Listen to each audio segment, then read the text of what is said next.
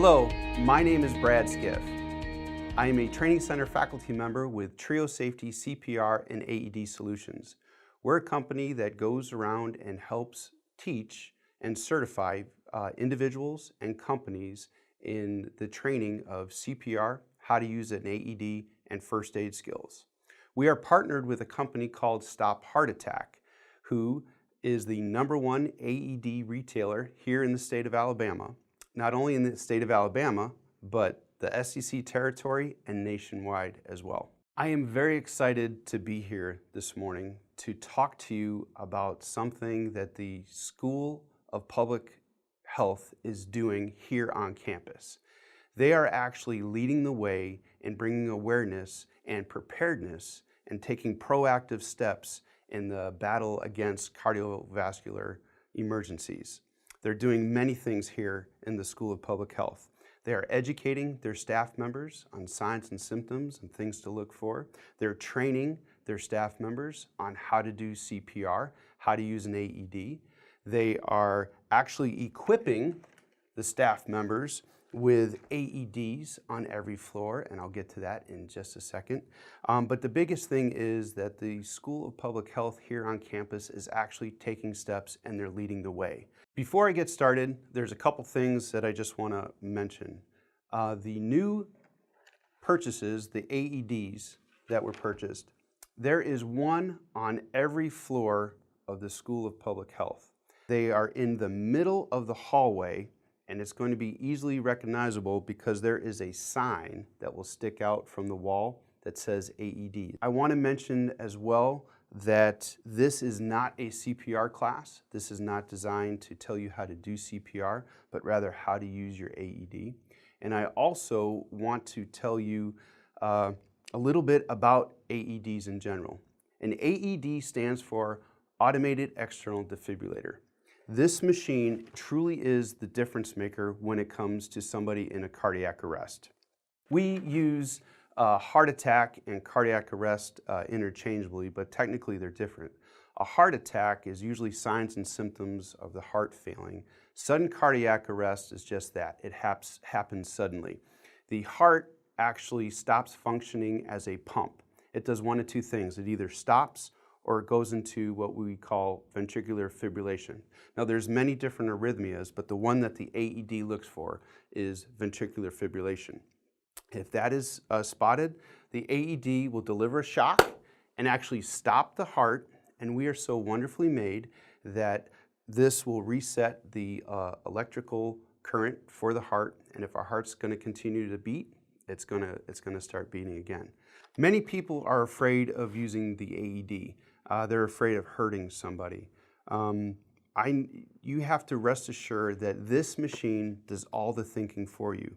You have to know two things. Number one, you have to turn it on, and number two, you have to listen to the prompts. It's going to talk to you and it's going to lead you through exactly what you're supposed to do. This is almost like Shakespeare from the standpoint that it's going to tell you to shock or not to shock. This is a live AED. If I were to put this on myself right now, it will not pick up a shockable rhythm because I have a normal rhythm. So I cannot override this machine to shock myself. It will not work. You need to rest assured that when you put this AED on, you cannot hurt somebody. You need to do two things. Turn it on and follow the prompts. One statistic that I think is very important regarding the AED is that as soon as you know or as soon as you suspect that somebody's having a cardiac arrest, you need to get the AED. It has been shown statistically that for every minute after somebody experiences a cardiac arrest that the AED is not used, that the chance of survival decreases 10%. So that means after 8 minutes, if an AED has not been used, the chance of survival is 20%. So this machine is truly a difference maker when it comes to helping somebody in sudden cardiac arrest. All right, so this is going to be a quick overview of your AED. You have a Physio Control CR Plus AED. It's yellow and black, and it looks just like this, okay? When you open it up, it is going to have its on-off button here on the bottom, but there's a window up here, and there's 3 little black bars and something that says OK. As long as you see that in the window, you're good. If there is something that is different, if there is a red wrench or a red triangle or a red battery, you need to alert the person who is in charge on your floor about the AED so they can make sure they take a look at that. There's also a window right here that shows you the expiration date of the pads. But this is basically all you have to know about your AED. I'm going to turn it on real quick just so you can listen to it start, and then I'm going to change to a trainer AED. But all you do is you turn it on. Step number 1, turn it on. Call for help now. Remove all clothing from patient's chest. Then you notice that you're going to have the pads. Okay, the pads are right here. And what you're going to do is you're going to remove the pads,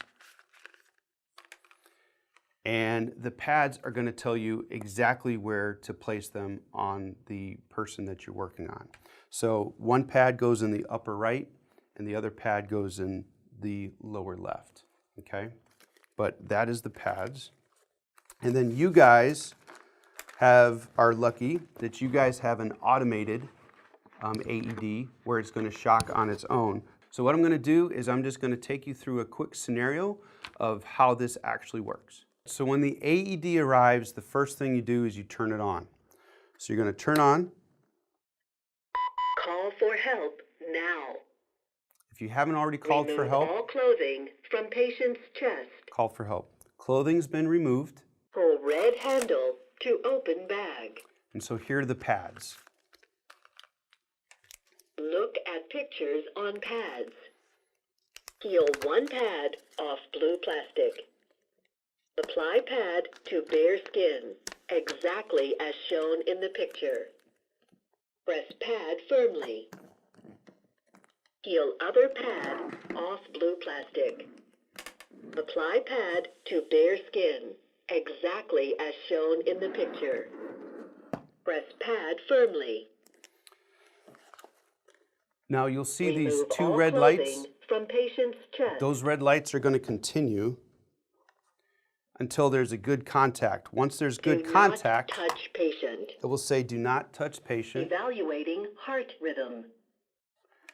and it's evaluating. So you want to stay clear. Stand by. Preparing to shock. Everyone clear. Do not touch Do not patient. touch patient. Delivering shock. Shock delivered. Provide chest compressions and rescue breaths. So it's just talked us through the whole scenario, okay? After it shocks, I'm free to go back and start my CPR again, okay? I leave the pads on, okay? I leave the pads on and I just continue. Continue care. This is going to remind you to keep doing compressions. After every 2 minutes, this will reanalyze. So you're going to do compressions and breathing for 2 minutes, and this is going to say do not touch the patient analyzing. So it's going to assess again. You notice that there was no button for me to shock. Your AED is an automatic AED, so there is going to be no buttons here, okay? It's going to say preparing to shock, shocking, and it gives you that beep. It's going to warn you to stay away. Here are some special considerations when you're going through using the AED. You have a emergency ready kit, this little pouch, okay? And I'm just going to kind of go through this. In this pouch, you have a couple things. You have gloves. Gloves are very important. Why are gloves very important? Because we don't want to get any diseases, right? You're going to have 2 sets of gloves, one L, one M. This is not ladies and men's, okay? This is medium and large. I just want to make sure that you know that. It's always a good idea to put gloves on because if you're breathing and doing compressions, they might vomit and you want to be protected. There is a pocket mask, okay? It usually comes in flat And what you have to do, I think the technical term is poof it up, but you need to poof it up. This is how it should look. If you notice, it's triangular in shape. There's also a arrow that points to the top of the triangle. That part goes over the nose.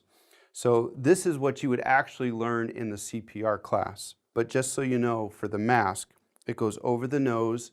One hand in the form of a C goes at the top of the head, 2 fingers on the bony part of the chin, and then this thumb goes on the mask, and you do a head tilt chin lift, and you give 2 breaths.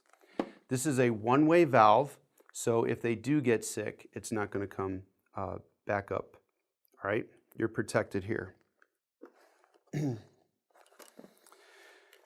There is a towel, or there should be a towel. It gets very hot in Alabama, okay? So we need the pads to stick. And what we need to do is we need to wipe sweat, okay, off before we put the pads.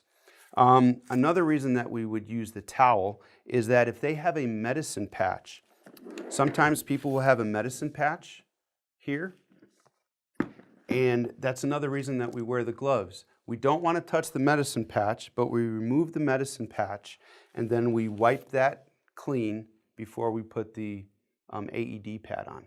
Next, you have a razor, okay?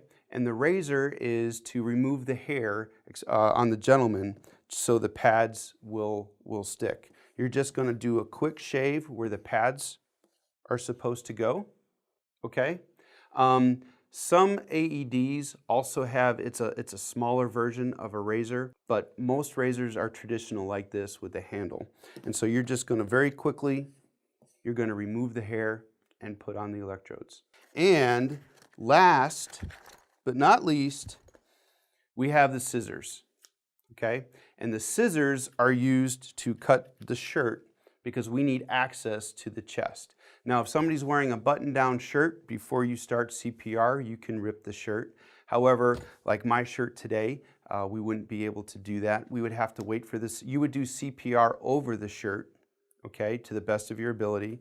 But we're going to take the scissors and we're going to cut the shirt and lay the shirt on the side. Now, in addition to the shirt or exterior clothing, we are also going to have to make sure that we cut the bra. Now, this is a hard thing for a lot of guys, but we need to cut the bra because we need to assume that every bra being worn has a wire under support, okay? And if we are giving a shock from this pad to this pad and this pad to this pad, and it's going to go through the heart, if there's wire in the way, it's not going to get anywhere near the heart. It's going to go right around the chest, okay? So we need to remove that. Now, what I would do, we don't have to worry about the clips in the back, all right? We're just going to lay the bra off to the side. Now, if I was in a crowded room, I would grab probably 2 other ladies to be with me and have everybody exit the room so we can still give this person some privacy. One other thing is a pacemaker. Okay, a lot of people ask, well, why do you need to use the AED if they have a pacemaker? Well, the pacemaker is not working. And if you've never seen a pacemaker, a lot of times they're over the left shoulder, but sometimes they're over the right. And they're honking things. You can't miss it. It's under the skin, and usually the skin is bulging out. Okay? Just don't put this pad over the pacemaker. Just put it below. There's a lot of questions that people ask about the AED. One of the biggest ones is how many times will it shock? Well, that's a variable question. There's some things about how old the battery is, but you should have enough shocks in here until EMS gets here. Remember that the AED will shock every 2 minutes. So if you're talking about 5 shocks, that's 10 minutes. And if you're in the Birmingham area, that should be plenty of time.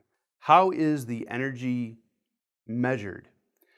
When the AED gives a shock, it's delivered in what we call joules, okay?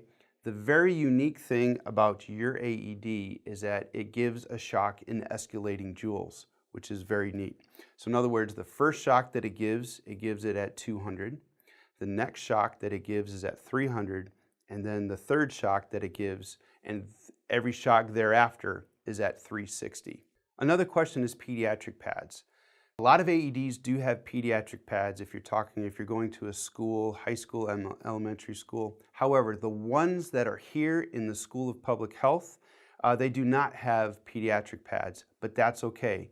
If there is a younger person on the premises, you can still use the AED. And what you do is basically one pad goes on the front and one pad goes on the back, and it doesn't matter which pad.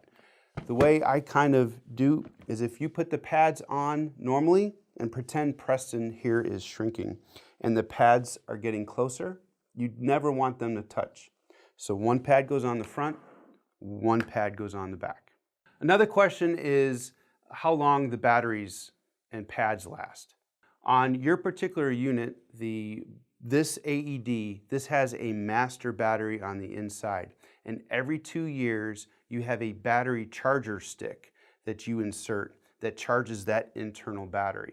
So basically the pads and batteries have to be replaced every 2 years. So I hope this was very helpful. I'm very excited that you and the School of Public Health are taking initial steps to be a difference here in the community, not only in Birmingham, but here on campus at UAB. You've seen how simple this is. You turn it on and you listen to the prompts.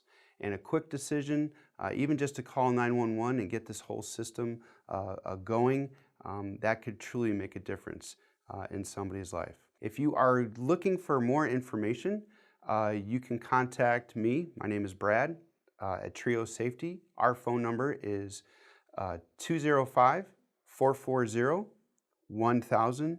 And if you'd like to learn more about the AEDs, you can contact Stop Heart Attack. And their phone number is 888-823-6967, or you can visit them on the web at www.stopheartattack. And if you'd like more information about training and being certified, you can go to the website www.triosafety.com.